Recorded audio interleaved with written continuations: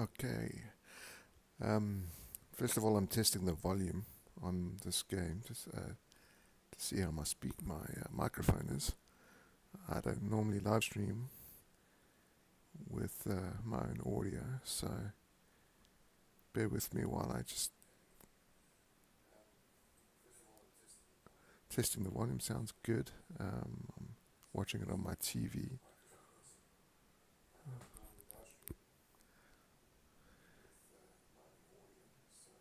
Okay, so the first thing I wanted to do was explain. I've started a new game as Everton, but I didn't live stream because Football Manager's hard. Football Manager likes to try and beat you, mainly through injuries, but also just sometimes through some really bad results like last minute goals for the opposition. That can Anyway, what I'm trying to say is I thought I might rage quit. So I didn't live stream my new game. It's Everton. This is as September 2025 with the updated squads. But just to give you an idea, I have been playing as Chelsea for nearly 80 in-game years, or probably more than 80 in-game years. I'll just load my last Chelsea game for you, just to explain a couple of things about why this game can be one of the most difficult games in the world, if you don't cheat, of course. So, um, in this game, let's have a look at my profile. I am 95 years old and I was born in 1996. Now I was actually born in 1976. I'm nearly 50 years old. So in game, I cheated. I give myself 20 extra years. Not that it really matters. I don't know how. I think you can play until you're 500 years old in this game. But when I've stopped playing as Chelsea at 95 years old, and I've won over 50 Premier Leagues and things. How you do that is by buying and selling well. So I was able to build two new stadiums, both named after me, in my Chelsea game. And the reason I was able to do that is because I bought 329 players for 14.96 billion, and I sold 827 players for 17.87 billion. So £3 billion is what I made for the club in my time, and that paid for two stadiums, and it also paid for a lot of players. So that's basically and how you how you can play without letting the game beat you. So I'll give you an idea here. Okay, my current game, I am leading the Premier League, and I'm doing okay in the Champions League, etc. So, the season before, I won the Champions League, I won the league. Season before, I won the league. The season before, I won the World Club Championship, the Champions League, the FA Cup, the league. I think I won everything this season. 2088, 2089. Basically, even if you're a legend of the game, or the legend of the club, let's say, as I am in this game, you can still get fired. So you have to either win the Champions League or the Premier League to guarantee you don't get fired. But you normally have one or two other seasons to get back to the top again. I don't know. I almost got. I mean, I was, a couple seasons ago, I almost got fired for. I got threatened that I was going to get fired, basically, by the board. So it's a difficult game. The injuries. I mean, I have suffered ridiculous injuries. You look at this year. This is August. Nine injuries, 10 injuries the season before. 8 injuries, 10 injuries the season before. It's very difficult. Look at all these major injuries my guys have had. The only reason I'm able to survive that is because I have an excellent squad that I've built up, obviously, over many, many years. That you literally need 3 players for every position, 3 very good players for every position. And how you do that is by retraining your players in different positions so that you've got cover, and also by having an excellent youth system so that you can have your main guys, your second team that you can alternate every week, and then a raft of young players that can fill in when needed, that don't complain about sitting on the bench. And that's pretty much about the only way. And even with all those, you still have in a real emergency, you can still go to your under 21 squad and then have loads of guys out on loan who are very, very good. So I've got this guy here. I mean, look at him. He's a top player. He's 25 and he's out on loan because I couldn't fit him into my squad. I've got a right back and I've got a defensive midfielder and I've got a midfielder, all who would easily be able to play for my first team. And I've got them out on loan at the moment. So this squad that I built up over 80 in-game years as Chelsea is, this is how you survive in the game without getting fired, essentially. Nothing wrong with being fired. You can always just join another club, but, you put a lot of work into a club, and next thing you know, you find yourself starting again, essentially, which is not what anybody wants.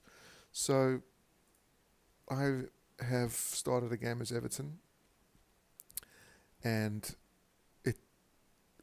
I didn't have the greatest pre-season. I only won one game in pre-season against Huddersfield, and it wasn't. One of the main reasons that happened was because two of my key players were on a long holiday, and that was Branthwaite and James Garner were both on long vacations. They only came back just before the Man United game, which is ridiculous, really. No pre-season. I got very lucky in the first game of the season. Man United were all over me, and I was able to get a lucky goal. So as you can see, 11-5 shots they had on me. I only had 5-3. I picked up a raft of yellow cards. I got fined, and I complained that the ref targeted me. And Jack Grealish actually got a goal in his first game, which was excellent. As you may or may not know in real life, Jack Grealish has a brilliant start to his Everton career. Against Man United, he was able to score and win the game. He's actually been terrible for me since then, and he's also got injured. So, this Everton squad is tiny. It's ridiculous. Now, unlike the real Everton, so let me just talk about the beginning of my season here. I won, as I say, lucky to win against Man United. Had a great game against Fulham. I then suffered a late goal against West Ham at home to lose, which was really horrible. Another late goal against Leicester at home in the Cup, so I'm out of the Cup already. I then did pretty well to get a draw against Man City. I then lost to Chelsea, lost to Liverpool, lost to Forest at home. And at this stage, talk about rage quit, I was very unhappy. I thought, well, I'm either going to get fired or I'm going to quit this game. So and then things turned around for me, mainly because I changed formation and my away games to a vertical tiki-taka style. And it paid off big time. As you can see, Tiano Barry scored his first goal of the season, and closely followed by his second goal of the season. And it was looking good at this stage. So I've won the last few games, and I think I'm currently in fourth in the league. I just have to check that now. But I had some very good games. Now, what I did, which the real Everton have not done, is I went out and bought and got some loan players in because the squad is so thin. So take note, Everton board. Don't leave David Moyes in the lurch in January. Go out and get some players. So I got Musa Sissoko. You may be aware of him. He's 34 years old now, but he can do a job in the midfield. So I went and got him on loan with an option to buy. But I probably won't take it up. The Watford manager's already told me he's not playing enough, and I told him, well, you can just take him back in January. He said I'm hurting his development, and he's 34 years old, whatever. I then went out and got Dimitri Folkier. I doubt I'm pronouncing that correct, but he can cover it right and left back. 30 years old, decent. He's actually had some very good games for me, and he's had 2 assists, 7 average rating. It's actually pretty good. And I do actually have the option to buy him for 3.3 million, but I doubt I'll take that up at 30 years old. But he's doing a job for me. I then went out and got Fran Garcia. This is a brilliant deal. Okay, this guy is from Real Madrid. I'm taking him on loan. He's got a good rating, 1 assist. He's actually played better for me than that. As you can see, he's speedy. He's decent on defence. Got a good cross on him. He's just a great left back, and can also play left midfield. So sometimes when I first start out in these games, I like to play my fullbacks as midfielders, left midfielders, right midfielders, in games where I know I'm going to be under pressure. And then, okay, Merlin Roll, that's real. In real life, Everton have him. He's a decent box-to-box defensive midfielder, and he's doing all right for me, although he seems a little bit more attacking than I would like in a defensive midfielder. So, is that everybody? Yeah, I got the 2 fullbacks in, and it didn't really hurt me too much financially. I'm staying within my budget, although we've dropped from 55 million to 46 million by November, which is not great financially, but I'm hoping that the Friedkin Group are going to have some money for me in January, but I doubt it. Okay, so as I say, I had a dodgy middle, and then I've won 5 since then. Been brilliant. Brighton, Burnley, Leeds. Also helps that up, obviously, after a very tough middle with Man City, Chelsea and Liverpool. I had some winnable games, as you can see, quite a few. Bournemouth and then Crystal Palace. So, yeah, it's been a great season. I'm sitting now in 7th, which is great, They only want me to finish mid-table. So, as you can see, good start. Dropped all the way down, and now I'm sitting about there. I've been as high as 2nd, 3rd, but I'm sitting at 7th. So yeah, it's been a good start. And that last game, Crystal Palace away, I did my vertical tiki-taka, and as you can see, a couple of own goals for them. Beto scored. The reason I like this vertical tiki-taka is because Beto and Barry really play well together in this. They've been brilliant as a 2, and the only other way to play a 2 is to play a 4-4-2, which I tried and it didn't really work. And I've got, with my depth in midfield, I can alternate Ghana and Ghana Gay as my defensive midfielders, and then I play with attacking wing backs, very attacking wing backs. And as long as Branthwaite and Tarkowski are fit, it's a pretty decent formation, and it seems to be working. So, next up, I've got Brentford at home, so I want to change back from the vertical tiki-taka to my attacking. This is pretty much what David Moyes plays as Everton. Maybe with the attacking wing backs, but yeah. So, I'm on an international break at the moment, which is always tough because I'm just waiting for a damaged cruciate ligament injury while players are away on. Well, that's the game's favourite thing to do to you. Lose one of your players for the season while they're on. So one of the things you got to really do in this game is watch your fitness. I find that's pretty much the most important thing. Are your guys fit for the next game? Are they raring to go? And one of the ways you do that is by making sure that, especially on international breaks, that they come back fit. So once this Sunday rest day is done, I'm going to start monitoring their health, their fitness, to see how they're doing. Okay, who's George Pickford? George Pickford is a goalkeeper. Interesting. Oh yeah, he just turned 17, so I offered him out for loan. So I'm going to let him go out on loan. Okay.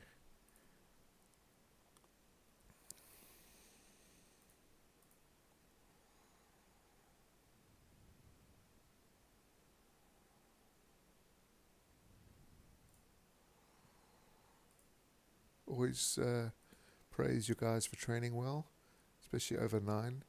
I don't normally do. Okay, he's not a first team player, so I won't. Sissoko's old, so he won't train well. I don't really tell the guys they're training badly unless that's just one of my star players. Am I happy to see Iliman Njai scoring on the international stage? No, I don't really care. I just want him fit.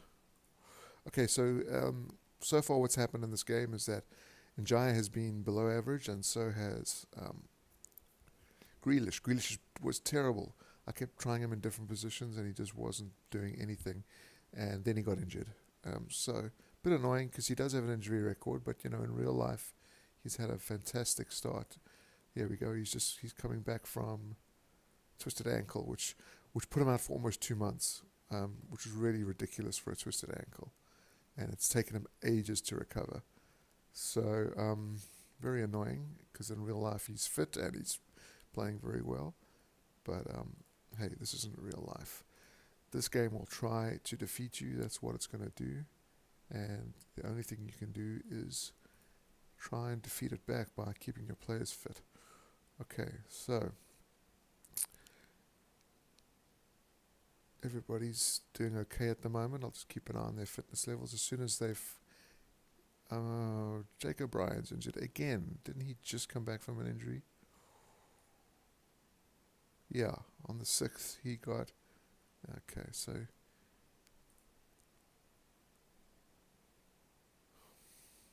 It's annoying when a player suddenly starts getting injured. If one thing the game did to me, it didn't allow me to have 2 domestic loans.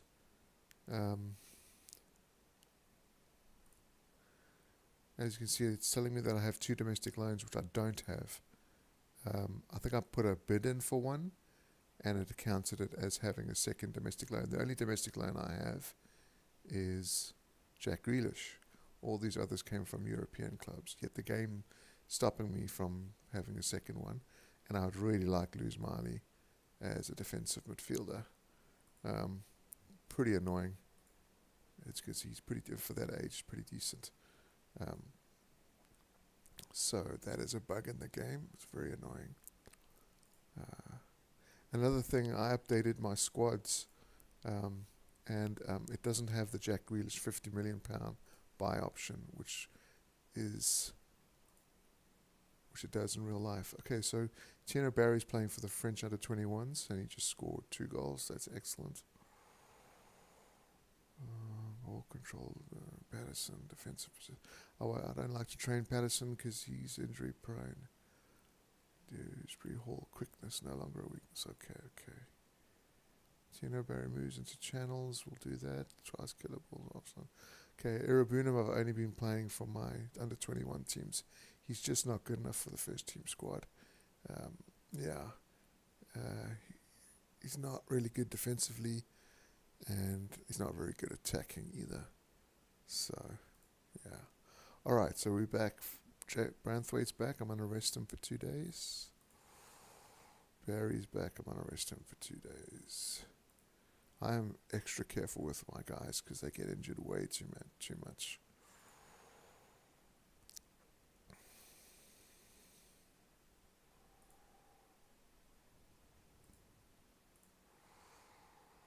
Beto played for Portugal. Well done. You deserve it after scoring so many goals for me. I already had to set targets for Tarkowski and Merkelenko. They were having shocking games, and I was able to give them targets, and they are meeting those targets. So that might be one of the reasons why my form increased.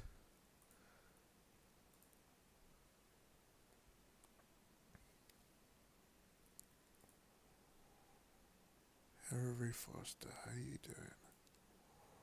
Oh, okay.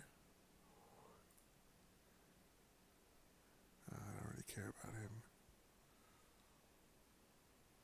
Yeah. I don't know why he's had such a bad season. Look at this. Terrible. And in real life, he's an excellent player. He's only been excellent since he joined Everton. Okay, everybody's back from international break. Is also tired. I wonder if this game's going to do AFCON.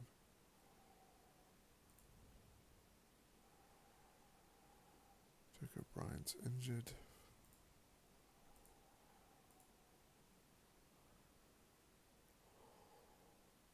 Okay.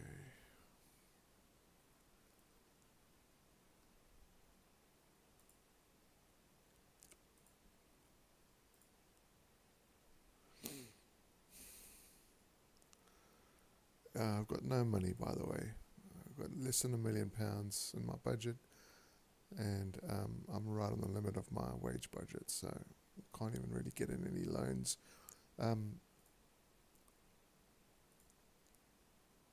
As you can see, I've got plenty of space in my squad and loads of under 21 players in there. So, yeah, the real Everton are going to have real problems. They've got real problems at the back. They did not sign any defenders, which is a shocker, really. Mykolenko has come back from Ukraine duty injured. So, in real life, Everton are in trouble.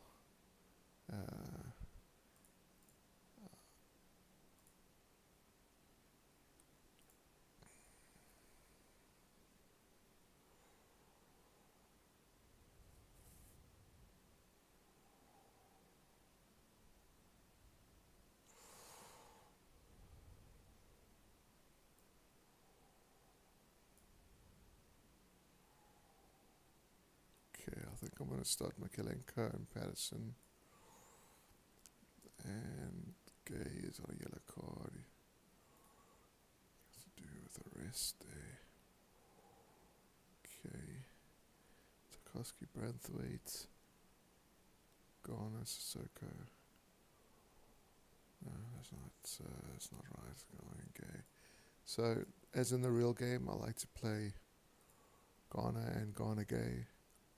That's my two defensive midfields. This is my attacking home formation.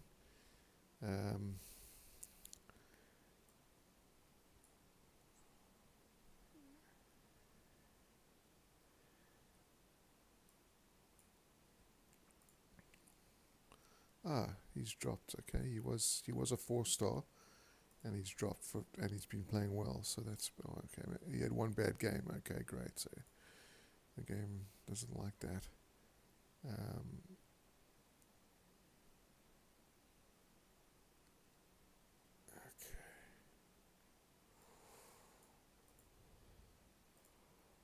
All right.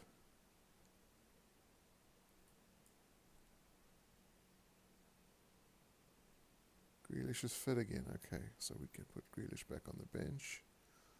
So basically how I play this, I've got one defender to cover there. That should really be Michael Keane. He was injured, he's back. I've got my left back cover, I've got my right back cover. I've got my two midfielders, Sissoko and Roll, to cover my two defensive midfielders. And then I've got three attackers, Grealish. Actually, sorry, that should be Jacob Ryan, not Keane.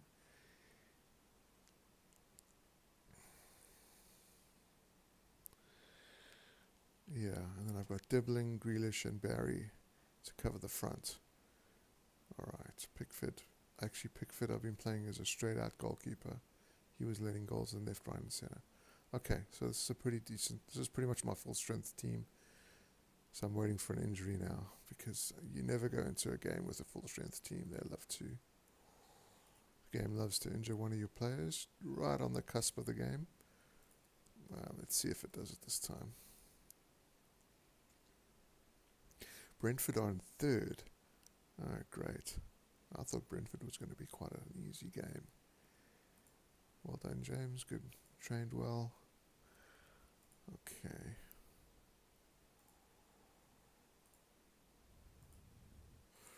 Royal excited by inform Everton. Yeah, a couple games ago you were telling me I should get fired.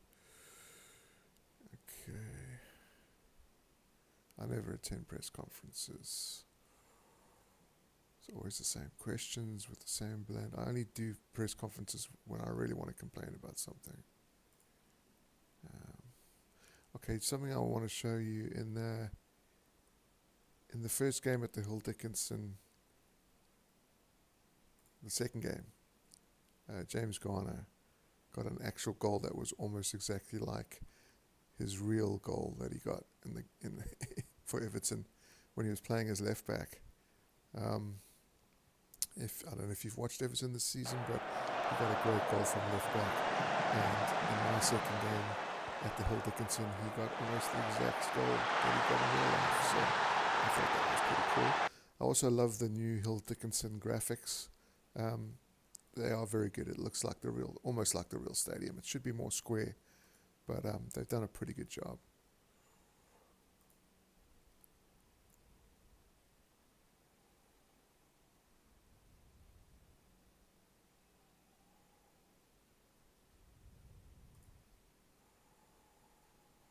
Alright, so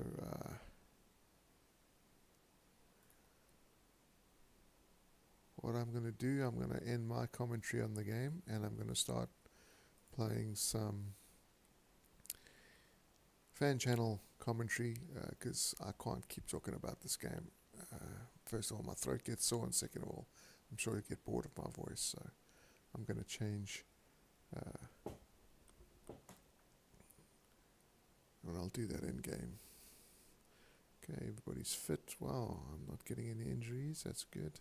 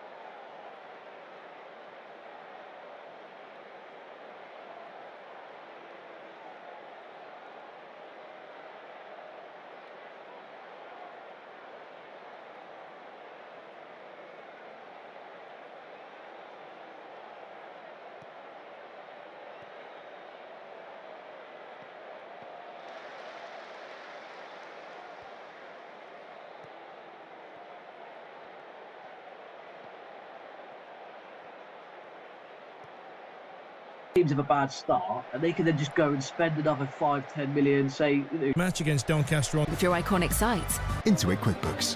He could spend press.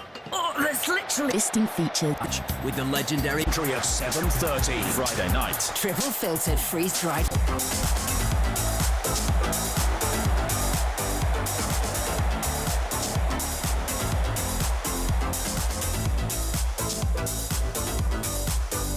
Yes, you're listening to EFL All Access on TalkSport 2. I am Hugh Wozencroft, delighted to be joined by the former Luton and Swindon striker Sam Parkin today to look back at another busy weekend in the Championship, League One and League Two. And we start where things go from bad to worse for Sheffield United. A 1-0 defeat at Middlesbrough on Saturday leaves them rooted to the bottom of the Championship. The Blades remain without a point, and already 4 games into the new season, the pressure piles on Ruben Selles at Sheffield United. Andrew McMath from the Sheffield United Way podcast will give us the fans' view on what's going wrong at Bramall Lane. Another team, though, without a win so far this season is Ipswich Town. We'll discuss if they are suffering a relegation hangover and hear from their manager, Kieran McKenna. There's a lot of our work that is pretty good, but also we need to do better to turn it into wins. How quickly we can make that happen, that's the challenge ahead of us. Plus, after an unbeaten start to life back in League One, we'll be joined by the Bradford City manager, Graham Alexander. We might potentially have another player in the next 2 hours. I've just came out of the office now just to speak with you guys before going back in and having a phone call with a player to see if we can bring another player in. As well as that, we're going to reflect on a brilliant start for Gillingham in League Two. We'll discuss what's going wrong with Peterborough United, and we'll also discuss some of the signings of the summer. Plenty to come over the next hour. This is EFL All Access on TalkSport 2.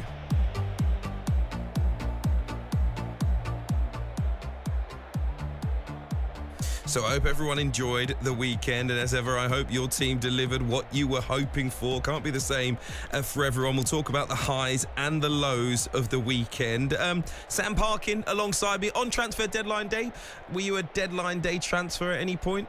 I think I moved on the loan deadline day, if that counts. But it was quite a life-changing one for me, because I went from being in my comfort zone at Chelsea in the spring, a couple of months of the season to go, probably playing it out in Chelsea's then reserve team, off to Oldham for the last couple of months of the season. So a young, naive Londoner going up and joining a dressing room that contained the likes of John Sheridan and David Ayres and all these brilliant characters, Neil Adams.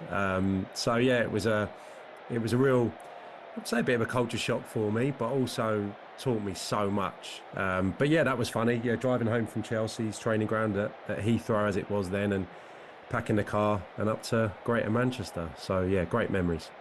What's it like in the changing room on a deadline day? I mean, today and this last couple of days, it's been absolutely ridiculous, to be perfectly honest. There seems to be deals being announced in the EFL every 5 or so minutes at the moment, so it's kind of crazy. Was it one of those where you train not knowing if you're going to see your teammates the next day? It was, even latterly when, my best days were behind me, you still had that anxiety kind of in your stomach. After training on deadline day, is the phone going to go? Who's that withheld number that's ringing you? Honestly, that was, I think, the mindset. And there was obviously, a lot of speculation always about teammates. Invariably, you'd lose one or two and be one or two joining as well. And I think what we're seeing now is a knock-on effect of obviously the timing, given when it closes now.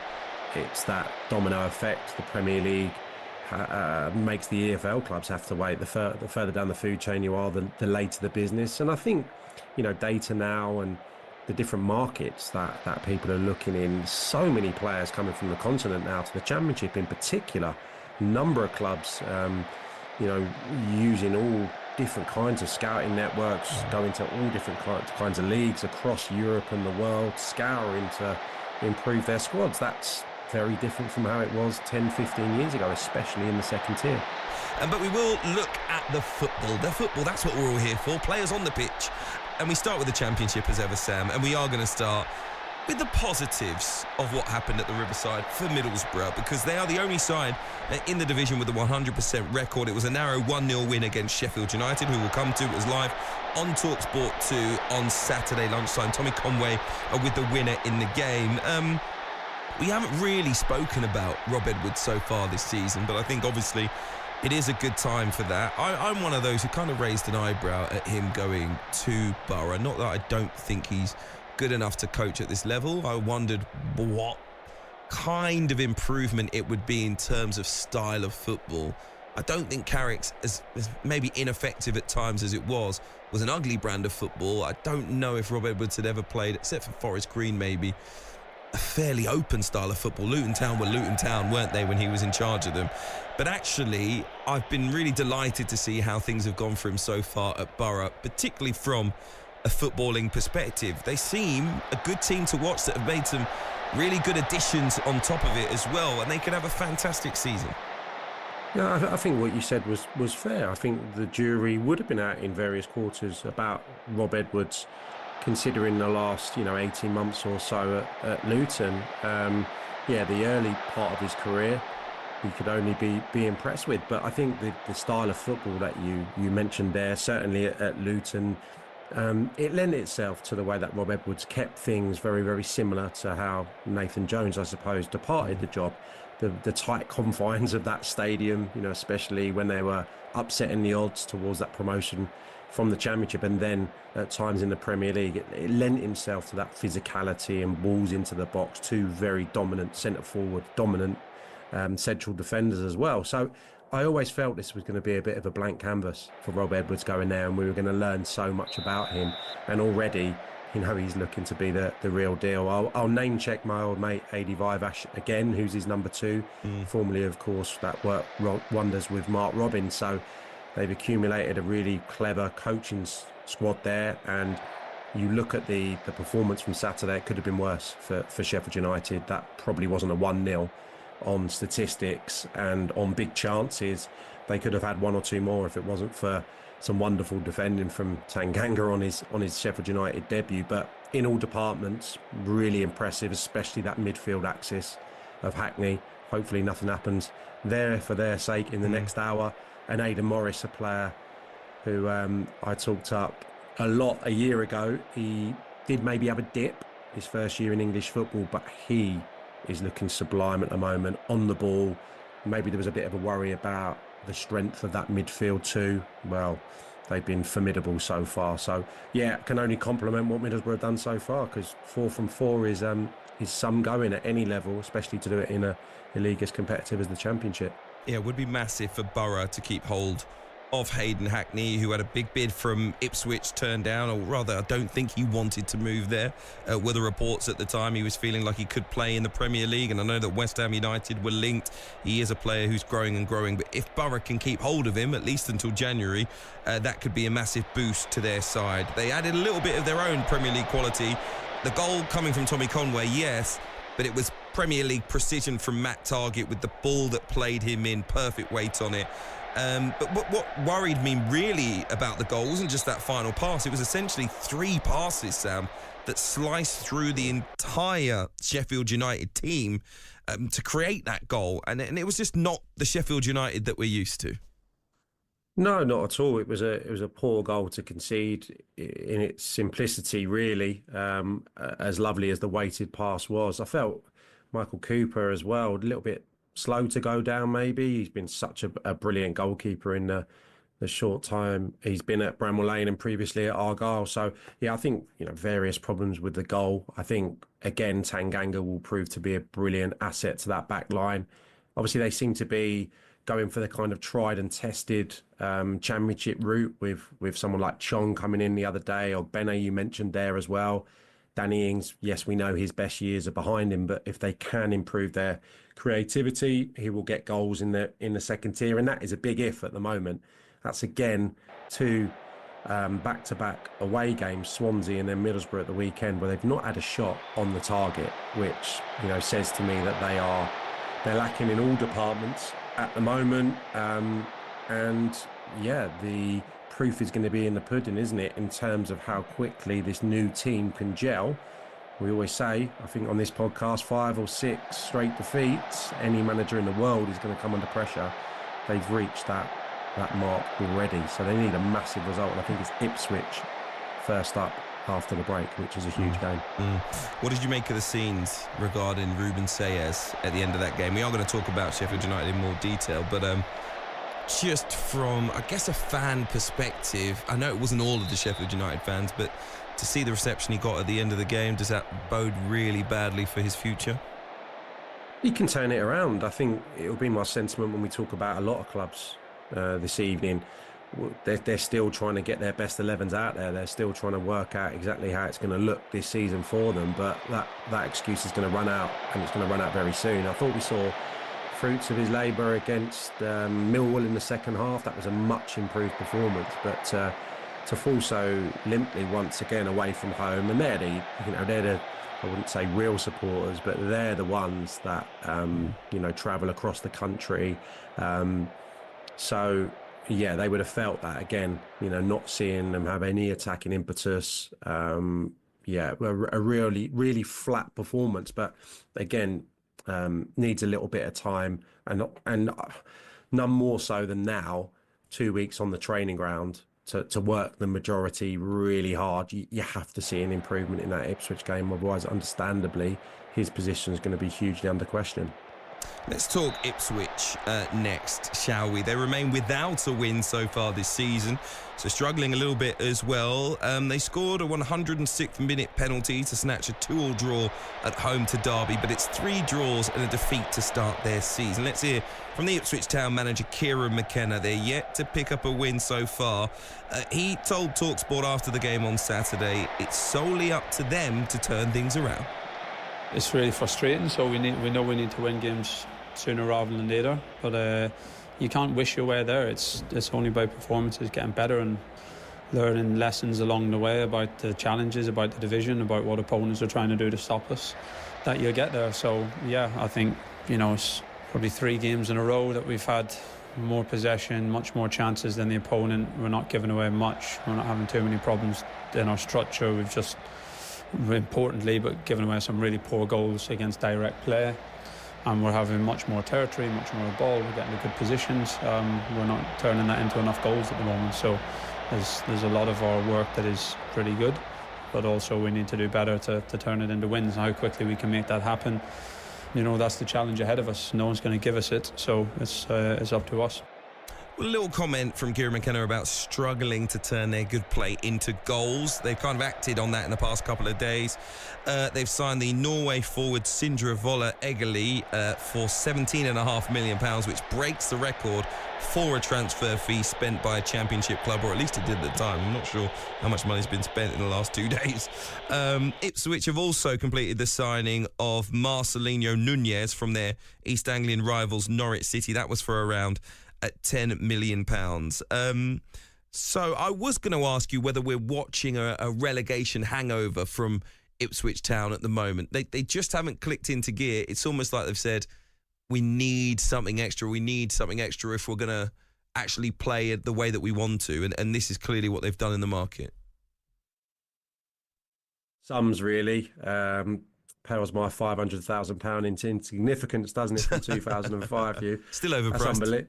Yeah. I think the Ipswich fans would concur with that, my friend. Yeah, I mean, unbelievable sums of money, but I suppose that might be the catalyst, mightn't it? That might just give them a little bit of a boost, the squad that is, and the stadium, which naturally, will be a little bit flat at the moment given the early season results. I think I mentioned it to you previously. They're the ones to be shot at now. Ipswich, they haven't been the favourites like this for maybe since their League One promotion campaign. Championship took everyone by surprise, and again in the Premier League, some of those results were eye-catching. So all of a sudden, they're the big fish to be shot at, and the Derby performance game probably encapsulated that. Quite a lot of gamesmanship. I'm sure the Ipswich supporters would say a lot of additional time. Derby are a very good team structurally. They're going to sit in and they're going to ask teams like Ipswich, the home side, to break them down. And Ipswich, I think, frequently have a little bit of an issue with this, and also getting caught on transition on the break. So there's things for them to work at. But the reality is it's a new midfield, and Kieran McKenna, in essence, is building a new team for maybe the first time in 2.5 years, 3 years. So yeah, you have to be patient. He has an enormous amount of credit in the bank, and maybe these new signings will kickstart them. I have very little concern about Ipswich. I'd probably have more concern maybe about Southampton right now. I know they're likely to improve, but I just think Ipswich have accumulated a really good squad of championship players, and they're going big toward the end of the window, and surely the results will soon turn. Okay, we'll talk a little bit about the other end of the table. West Brom doing very well, and we will touch on Sheffield United, get some more details. Straight after the break, we'll be speaking to Andrew McMath from the Sheffield United Way podcast to find out exactly what those fans are feeling. You're listening to EFL All Access on TalkSport 2. We'll be back straight after this. Your live sports station. Oh, what a move. This is TalkSport 2. I'd never driven electric before, but wow, the MG4 EV blew me away. And when I heard I could save up to £4,750, I was sold. Get £1,500 off with the MG. Excluding 20. Cap. You. How about 11. Witness the return between Gilderson and people who don't. This is TalkSport 2. You're listening to EFL All Access on TalkSport 2. Hugh Wozencroft with you, as is the former Ipswich striker Sam Parkin. We touched on Sheffield United a little bit in the first section, but it is, I think, one of the big headlines from the EFL so far. This is a team that most of us expected to certainly be in the conversation for automatic promotion. Me personally, I know a lot of others said top 6 at least. Now obviously that is still achievable, but from what we've seen from the team so far, it's going to be a long campaign. Let's speak to Andrew McMath from the Sheffield United Way podcast, one of the TalkSport Fan Network podcasts. Good evening. Good evening. I can tell by the sound of your voice that you're feeling the same way as a lot of Blades fans at the moment. I want to take you to the weekend. Was it a poor performance? It was only one. How would you categorise it? I think it's a poor performance, probably one of the side's worst of the season. It seems to be getting to a point where perhaps they're being defensive to not concede, and in that sense they're still being played through the middle. The wingers aren't coming back to help out the fullbacks. It just seems a bit disorganised, and in terms of looking like scoring a goal, obviously no shots on target probably tells you everything you need to know. Andrew, you seeing anything different? Obviously the results have been different. Are you seeing anything different from Ruben Sellers' side in comparison to Chris Wilder's? I think you maybe saw it in the first game, as crazy as that sounds, because obviously they lost 4-1, but in the sort of first half of that game against Bristol City, you're seeing a team that was trying to go forward, was trying to be a bit more progressive. That sort of style we were told was coming in with Ruben Sayers. And ever since then, maybe because of the result, he's been a little bit more defensive, a little less pragmatic, and it's sort of gone off the boil. And I can kind of see why some Sheffield United fans want Wilder to come back or have him replaced by somebody else. I want to ask about the end of the game at the weekend. Really frustrations running high, of course. From a fan perspective, is that something that you like to see? The fans being able to express themselves with the players even when they are unhappy? And do you expect this group of players to react to it? I would hope that the players would react to it, and I think at least with the squad that was there last season, still there, you would expect that, because I think that's something that they certainly know Sheffield United fans expect, is a reaction. I think if you've travelled all the way up to Middlesbrough, especially on an away game, you have every right to sort of say how you're feeling. Obviously there has to come an element of respect with it, but I don't think anybody can shade fans that have spent hard-earned money to get there and the time it takes to get there for voicing their opinion when it's not as they expected it to be. I think my sentiment, I already said to Hugh, is that there needs to be a degree of patience, especially with the influx of players coming in. Not a great look losing 5, 6, 7 on the bounce, so there is big pressure on that Ipswich game. Just with everything that's going on today, how catastrophic could it be to lose Gus Hamer? I thought he was the best player at Wembley. I still think that he's got a lot to give Sheffield United in their pursuit of Premier League football again. Would that be a colossal blow? I think it certainly would be, especially with, I think we're only a few 40 minutes or so away from that deadline. I think it would certainly be. And I think he's definitely a special player in the Championship. We've known that from his time at Coventry as well.